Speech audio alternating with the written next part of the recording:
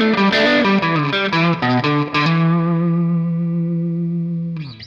dear friends, please welcome back to the show. Dear friend David Hubbard, who you may remember from our inaugural Spooky Month episode where we talked about all kinds of spooky things. And since I'm about to see him again at North Texas Role Playing Game Convention in June, he's been on my mind, and I thought of some good questions that I want to pick his brain on because he's also been to some conventions and some other exciting places. I thought it'd be interesting to find out what he experienced, and I bet you would too. But before I keep rambling on, David, welcome on back, my bud. Thank you so much, Stephen. Thanks for having me. And it's so good to see you. Cannot wait to see you again in person in like 2 weeks. That 2 weeks, man. I know. I know. I need to I've go got back Board over my Game Geek adventure next notes. week. BGG Con Spring is next week, and the week after is NTRPG. Okay, so my first question was to ask you about how the cons that you've gone to, the role-playing game conventions you've been to since last time we were at North Texas together. Mhm. And so you're going to rack another one on top of the ones you've already been to before I Yep. see you again. Yep. Busy boy. So, all right, I'm tracking that you at least went to Long Con in Texas and then PAX in Philadelphia. Is that right? Correct. PAX Unplugged. Yeah, that Okay. one is the board game RPGs. Unplugged meaning no video games, because the other two that they do are video game based. Okay. And so if you wouldn't mind, just give us the highlights, maybe entice some people to join you at one of these cons in the future. Oh, okay. Well, we'll start with Long Con, as it was the very first con I ever went to. And that was, I guess, November of 2022. Very first one. And I wish I had been to others sooner, but honestly, so good. Small, intimate. Eddie and Matt are absolutely fantastic. And I just felt so welcomed and embraced by everything and surrounded by my people. So it When was it comes to always an role-playing amazing game con. conventions, you really don't know what you're missing until you go to one. And Right. then you're like, where has this been?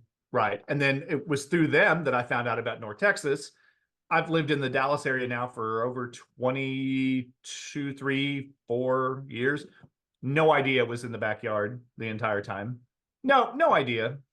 So I could have been going to that the whole time because it's basically drivable. I wouldn't even have had to stay at the hotel. And North Texas, of course, is equally awesome. I am so excited to come back to the next one. And then, of course, PAX Unplugged in Philadelphia. It was my first time to go last December. Absolutely amazing. Never been to Philly before. I go with a friend of mine who runs the unofficial PAX Discord, and he does a lot of stuff with that and the PAX community and stuff. And it was such a great experience. Amazing food, because I'm a big foodie. Great food, great experience. I really had no plan when I went. They do their game signups a little bit differently, and there's some serious competition for getting seats at those tables. How does their system work? Because at North Texas and most all the cons I go to, you could go to tabletop.events and sign up through there. How's the PAX system work? They actually have their own app that you would use, but when it comes time to sign up, you need to wake up 10 minutes before, you need to get that app open and get your finger ready, and then you just spam it and see if you can get in. Did not work. But I did end up getting into a Vampire, a V5 game with a very interesting premise. I played 2 of the 3 games. It is actually a module that was written, and the guy that wrote it was actually there running some of them. Apparently, the first adventures you start off as hunters, the second adventure you play vampires, and the third adventure you play werewolves. They're all linked together. Kind of reminds me of Chicago Chronicles, the way all of that is kind of intertwined. It was a really neat idea. I really enjoyed the storyline. I do have to say, having played the V5 version of 2 of the 3 games, I am not a fan. Not a fan at all. Not a V5 guy here either. No, I love my V20, and I do like my NWAD stuff for 2 separate reasons, but not a V5 fan. It was cool. It was an experience. I got to try it, and now I can have an honest opinion about it. So you played 2 out of the 3 modules. So which 2 of those roles did you play? I played in the vampire and the werewolf. Okay. Did you just not give a crap about the hunters, or you just didn't get into it?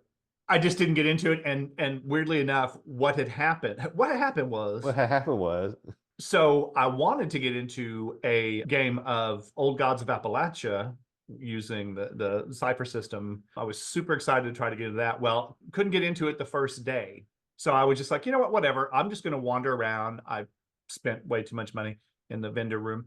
And you know, like you do. And But are you actually going to read or use the material that you bought? See, that's hate speech. I That's don't my think wife that's talking. Because I don't when think I that's go any to of your cons, business. I don't think that's any of your business. I think you need to get all the way off my back. Yeah, yeah. All right, well, I'll get off that thing.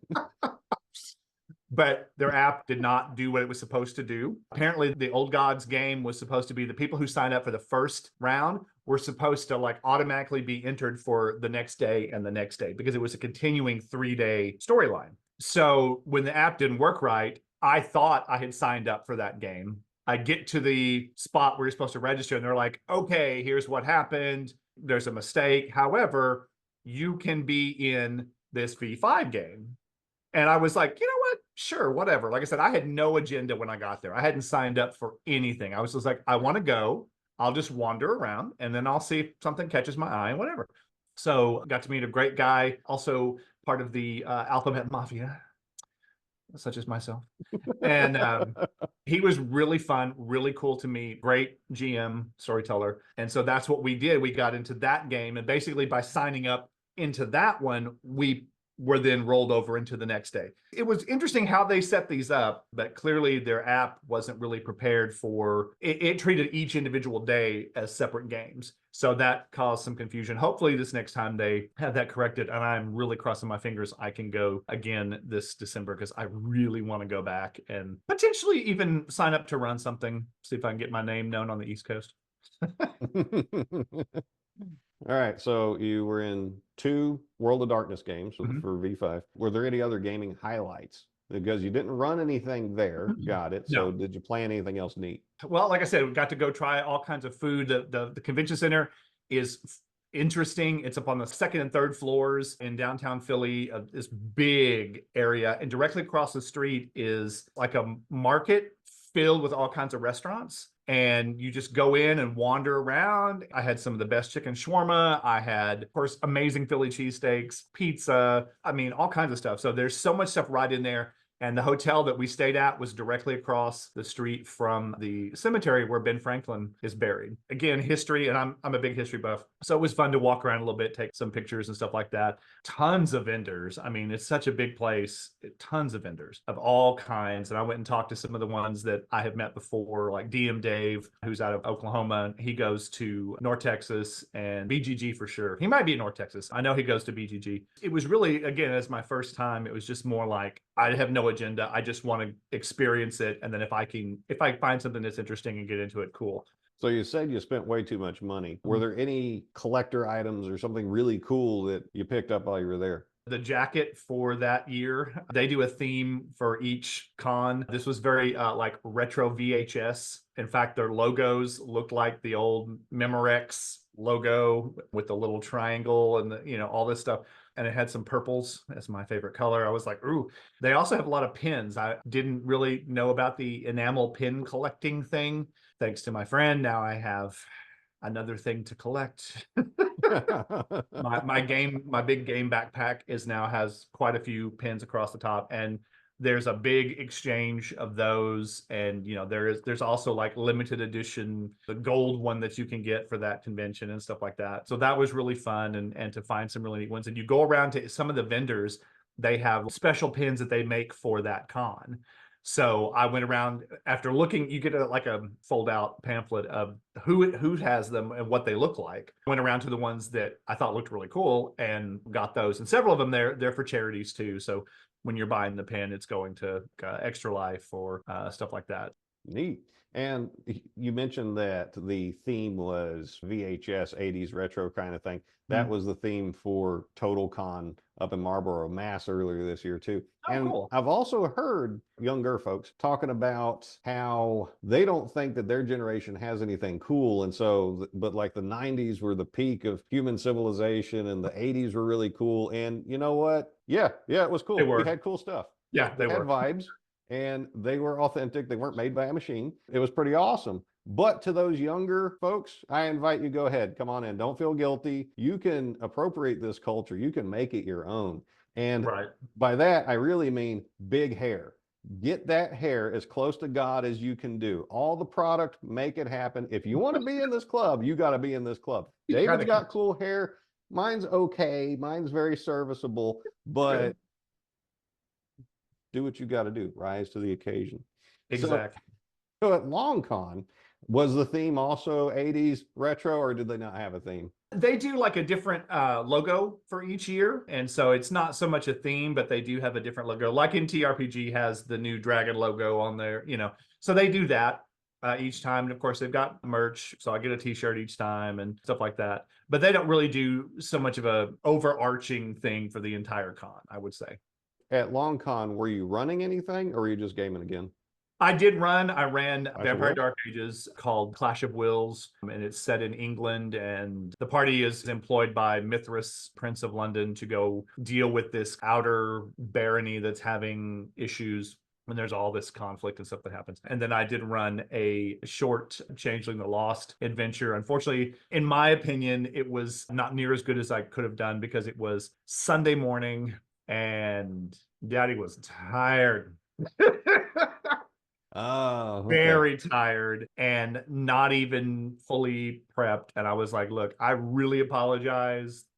Oh This no. happened. But of course, everybody was so nice and generous. Like, no, no, no, no. It was great. It was great. I was like, okay, whatever. We are our own worst critics. But yikes, I didn't think that was near what I should have done. So this next time I will definitely be prepared and have something. So Clash Wills, old published adventure for Changeling. Did you go with the published adventure there as well, or was this a homebrew one? I did. So they did a series of shorter type module things for InWAD, and they did them kind of across the spectrum of most everything that they had released. And this one was The Fear Maker's Promise. I mean, they're all fairly old considering InWAD came out quite a while ago. I figured it was short enough to run in the time that we had. It's got plenty of intrigue, social, mental, and physical attributes, so you can have a good mix of players. Question for you. Someone who runs a World of Darkness games at conventions, I haven't done that before and haven't seen a whole lot of people running World of Darkness games. And mentally, I'm thinking, how do you make this a valid vampire, mage, werewolf experience in such a short amount of time? Because the real value I get out of those games and what they're kind of primed for is that personal horror situation, the social interactions that require a little bit of depth. Have you found that to be a problem, or have people just had a good time anyway? Or is there some secret that you have to make them compelling experiences? I mean, you know, I'll definitely try my best to immerse the players in it. Obviously, people who are familiar with the settings know that with Vampire 20 and Vampire Dark Ages, you know, the lore that's built in there is one of the major attractions for a lot of the players who play that. And that's really cool. Now, you don't have to know any of that in order to enjoy the experience. And I think that for the most part, everybody at the table, when I have run those, one or two might be aware, the rest of them are brand new to the setting, to the system, to everything. Totally fine. It's like anything else. You can pick up D&D and play. You don't have to know anything about the previous editions or the worlds they're set in or anything else. And the same thing with Changeling. There's not near as much lore in InWAD, but it's mainly about kind of understanding what type of character you're playing and what you're going to be good at, and then how to basically work that in with everybody else. So I try to create enough pre-gens that kind of cover the spectrum and then give everybody plenty of options to play. Now, with your pre-gens, do you provide sample role-playing notes or pointers for this particular character, or do you just leave that up to the players as they come? That's a great idea. I might actually incorporate that. But You're at the welcome. same time, I'm kind of like, you know, I don't want to say this is how that's it. You have to stay in that little box and that's how you play. Because no, that's not good in my opinion, nor is that how I would want it to be done. But I think I really leave it up to them. I will give them basic background, for example, on a Tremere. Fuck the Tremere. Yes, fuck the Tremere. But I'll give them, this is how they typically behave. But you don't have to do that. You're still an individual, you know, for mostly.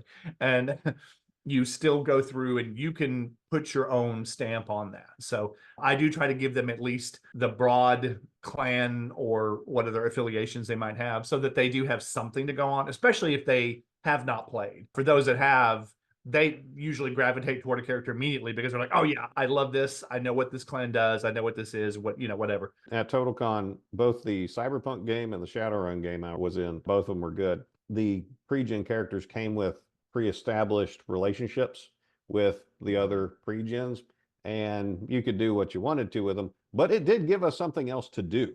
It did give us some dynamics, and some players really played into that, which I found heightened the drama at the table. So maybe that's what I should do if I want to do a World of Darkness game at a convention at some point in the future, because I love the games. It's just trying to wrap my head around how to do that at a con.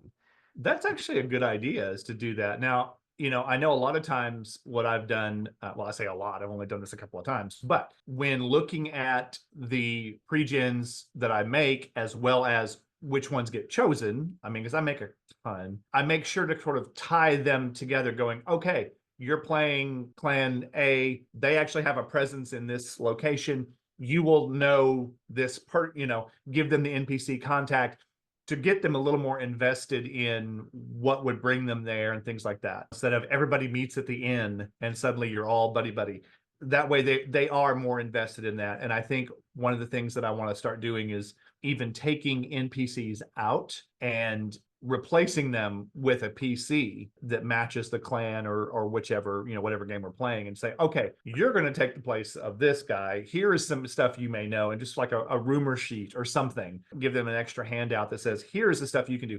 And that will really invest the player into that game. That's good. I like it. And some of the banding about, I've done about Fountains of Bright Crimson. That's one of the ideas you came up with. And I was like, I like that. That's good, because then you're embedding the role the players have at the table into the pre-published module, into the storyline. Right. So these aren't disposable player characters that it doesn't matter if they're here or not. They're in the shit. Right. They are integral to that story because now they are those characters that were formerly NPCs. Were there any games that you played in at Long Con that really stood out that you want to tell folks about? Oh gosh, any of the Omega Files. Yeah, any of the Omega Files, Call of Cthulhu. Shout out to David Quick for running amazing games. He basically runs legacy games. So you can take your character with you to any convention that he is at and running a game, and you can continue to play that character, and that character continues to advance and improve in experience and stuff. I've got 2 weeks to find my character that I want to play in his games again, and I think I've signed up for 2 of them. Also, Weird Frontiers. I absolutely love the Weird Frontiers setting, so I'm looking forward to playing in some of that. Getting out there, I mean, as a collector of RPGs, and I must have a couple of 100 different systems. Clearly never get to try all of them, but I do enjoy reading them. And then if I do get a chance to try them at a con, that's kind of, for me, I think that's where it's going to happen, is that I will try to get to more of these and be like, cool, I haven't played this. I want to get in on this. Is it as good as I imagined it because I've glanced at the material, or is it turns out, it'll just stay on the shelf and be a part of my library? I got you. Well, cool. Some good plugs there. And so in talking before this interview, you also visited a very interesting location prior to a cruise, I believe, that you went on. And this location, I'd seen a video about it when it first opened up in Japan. And I believe the video was guided by Shigeru Miyamoto, the guy who came up with Mario. You got to go to the US location for Super Nintendo Land, is that right? I did. Yep. Out there. Well, tell us about that. California. Oh, it was so much fun. You start by going through one of the tubes, the green tubes, and as you walk through, the sound effects of you going into the tube, just like in a video game, you walk through the tunnel, you come out, and you are in the video game. Everything looks just like it would. There's coins and rows spinning up on tops of stuff. There's tons of the piranha plants everywhere. Bowser's Castle sits in the background as the biggest thing, and that's actually where one of the main rides is. It is way geared more toward kids. You can buy wristbands of different characters, and there are like little mini games scattered throughout the park. One of them including like bouncing your hand against a block as fast as you can for a specific time, and you get points on your wristband, and then you turn those points into stuff at the gift shop or whatever. We went and rode Bowser's Challenge, which is basically, it's a VR game, but instead of being like the Oculus in front of you, it's more like a visor. When you turn and look, wherever you look, you see whatever is supposed to be on the visor. So it's a really interesting view. And then you're in a 4-person car, You are literally playing Mario Kart while riding Mario Kart. It was so much fun. Again, you're trying to rack up as many points. Shoot the bad guys, don't shoot your party. It was really, really fun. And the way the car just moves and travels around. You have a little bit of control over like turning, so you can get the car to spin and turn in different directions while you're on the track. So it goes around as well as forward and stuff. And it was a blast. It was really, really fun. This VR headset, it sounds like it would be a more comfortable experience than having the display right here and so close you can see the mesh that's in it. Yeah. Whereas out here, it sounds a lot less claustrophobic. Is that what your experience was? Very. And as someone who gets motion sick fairly easy, especially with VR type games and stuff, I was a little concerned. And then the moment we sat down and I put it on, and I'm like, you know what? I can do this. It's out in front of me. I had no problem. So unfortunately, motion sickness is a big problem for me playing a lot of video games and or certain types of rides. So they really thought through the design to make it as friendly to as wide an audience as possible, which, I mean, Nintendo, they know what they're doing when it comes to game design.